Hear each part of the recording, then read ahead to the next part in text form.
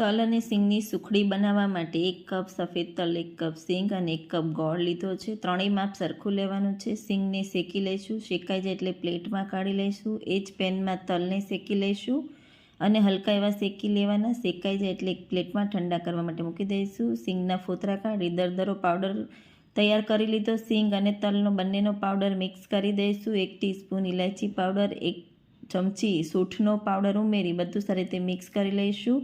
એક કઢાઈમાં 2 મોટી ચમચી જેટલું ઘી ગરમ કરીશું અને 1 કપ જેટલો ગોળ ઉમેરી ગોળનો પાયો નથી લાવવાનો અને બબલ્સ થાય ત્યાં સુધી એમને ગરમ કરીશું. અને બબલ્સ આવવા લાગે એટલે મિશ્રણ ઉમેરી દઈશું. તલ સિંગનું એકદમ સારી રીતે મિક્સ કરી લઈશું અને મિક્સ થઈ જાય એટલે ઘીવાળી પ્લેટમાં આપણે ગ્રીસ કરેલી પ્લેટમાં કાઢી લઈશું ને આ રીતે એકદમ સારી રીતે પાથરી લઈશું અને કટ કરી લઈશું. તો સિંગ અને તલની સુખડી તૈયાર.